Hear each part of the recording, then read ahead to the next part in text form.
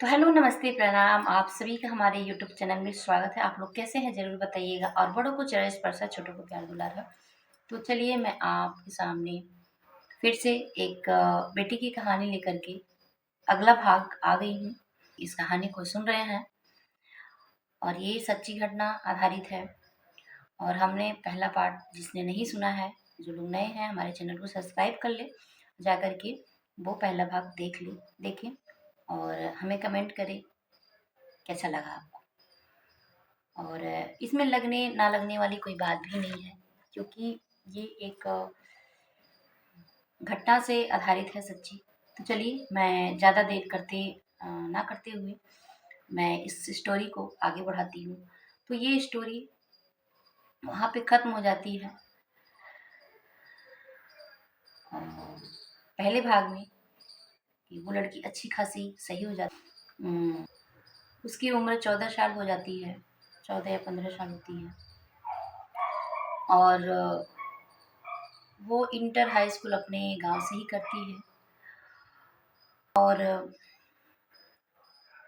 अच्छी भी थी पढ़ने में।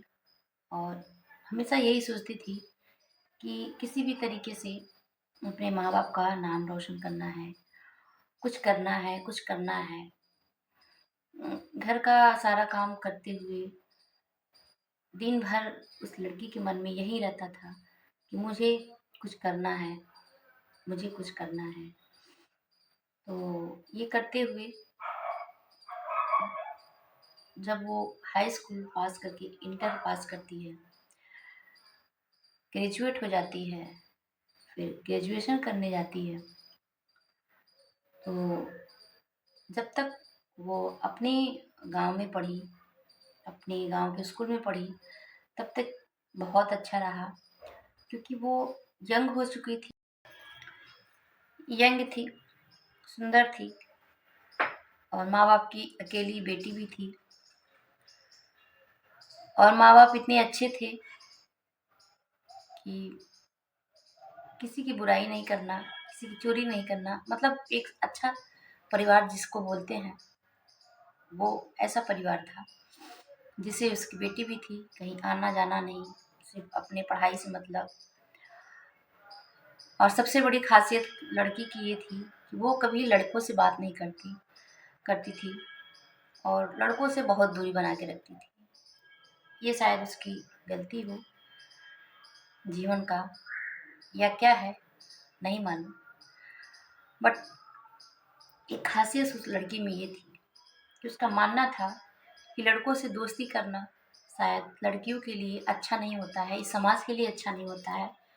शायद उस लड़की के माँ बाप ने सिखाया है उसे। तो ये विचार उसके मन में हमेशा रहता था। और इंटर से बचपन से लेकर के उसने इंटर तक किया, फिर ग्रेजुएशन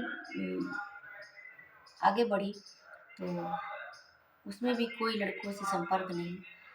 लेकिन कहते हैं उम्र के साथ साथ भले लड़कियां ना कुछ करें, लेकिन लड़कों की नज़र बुरी होती ही होती है। कह सकते हैं कि आप सबके आसपास दुश्मन होते हैं और वो दुश्मन आपका दूर का नहीं होता है, आपके आसपास आपके अपने ही होते हैं कुछ, जो ये चाहते हैं कि इसकी बेटी का इज्जत चला जाए, या फिर इस बेटी की कोई न कोई आ ही जाता है इधर से, तो गुरूर टूट जाए, ऐसा कुछ लोग सोचने वाले होते हैं। और आए दिन उसे परेशान करते रहते थे, कहीं उस गली में, कहीं उस गली में, सिर्फ इसलिए कि वो लड़की पढ़े ना, आगे ना बढ़े, जो सोच लेके वो चल रही है उसकी सोच को बदल दिया जाए, उसे गलत रास्तों पे ला दिया जाए। लेकिन उस लड़की का वाकई में बहुत अच्छी थी, बहुत अच्छी है और साहसी भी है।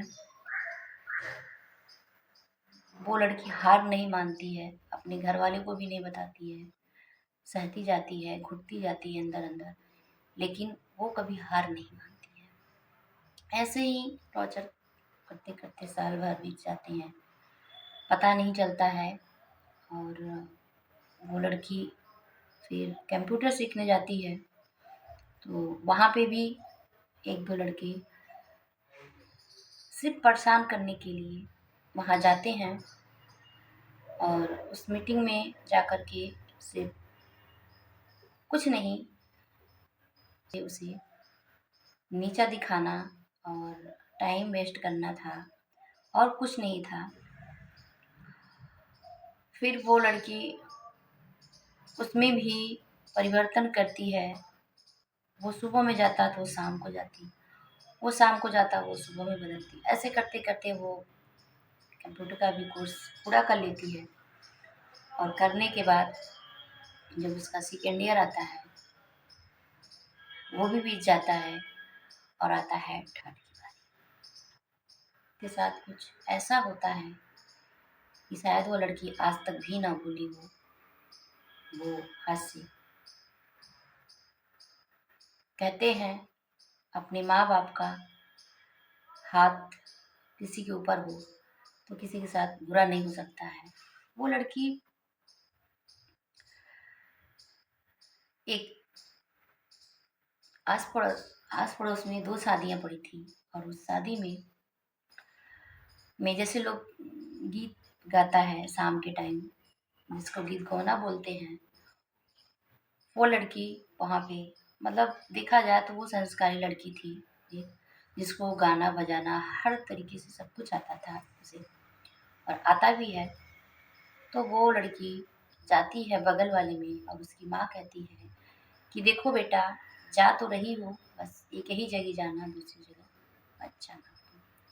वो बोलती है ठीक है, और जाती है। 9 बजता है तो एक दो लड़की आती हैं जो कुछ दूसरे जगह पड़ा रहता है, आती हैं और बुलाती हैं कि चलो हमारे यहाँ, तो कुछ सहेली समझ लीजिए उस टाइप का। तो उसने कहा चलो ठीक है तुम जाओ, हम आ रहे हैं।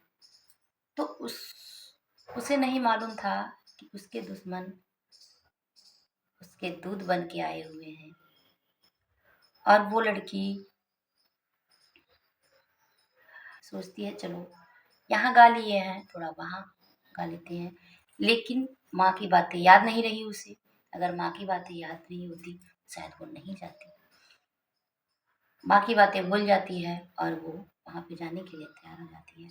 घर से थोड़ी ही दूर पे एक गली को पास करना होता है, और उस गली में जो ही वो जाती है, साइड में एक खंडर रहता है, गिरा हुआ मकान होता है, जो उसमें से कुछ आवाज़ें निकल के आई, और वो लड़की पीछे हट जाती है।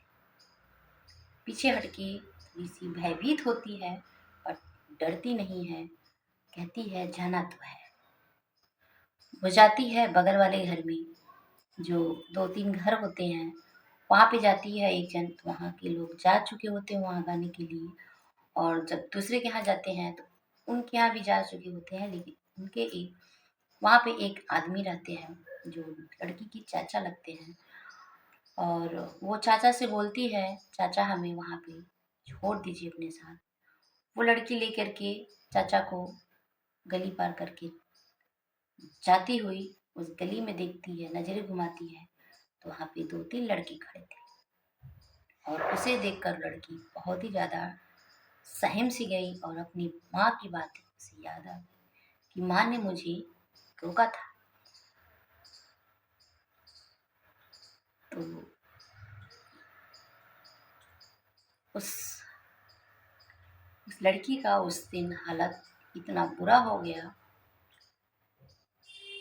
वो लड़की फिर भी नहीं डरती है, जाती है, गाना गाती है, और आते समय सुरक्षा के साथ, किसी के साथ, महिला के साथ लेकर के आती है। वो महिला घर छोड़ती है और चली जाती है, और घर पे कुछ गेस्ट आए हुए होते हैं एक, और माँ माँ होती है।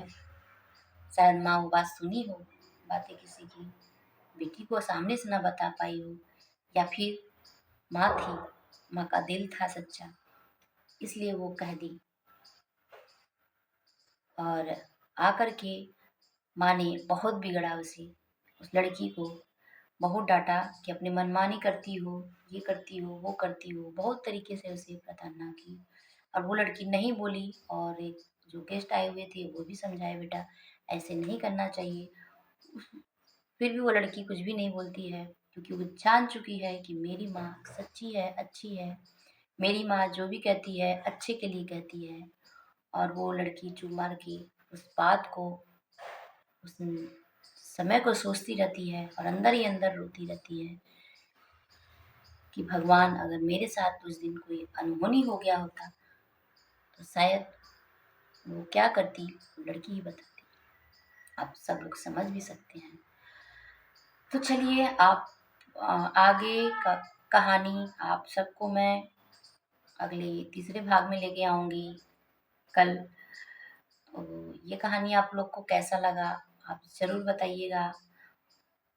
और मैं आप सभी से यही कहूँगी, अपने माता पिता का कहना हमेशा मानना चाहिए। मेरी वीडियो जो भी दिखता होगा, मैं हमेशा यही बोलती हूँ, अपने माता पिता का चरण छूना चाहिए, हमेशा उनका आदर सम्मान करना चाहिए, क्योंकि माँ हमारे भगवान से बढ़ के होती है। उनका आशीर्वाद भगवान से भी अच्छा होता है, जो पूरा होता है। तो चलिए, आप लोग आगे की कहानी मैं आप सभी को सुनाऊंगी कि क्या हुआ आगे। तब तक के लिए स्वस्थ रहिए, मस्त रहिए, अपने जीवन में व्यस्त रहिए। Bye bye.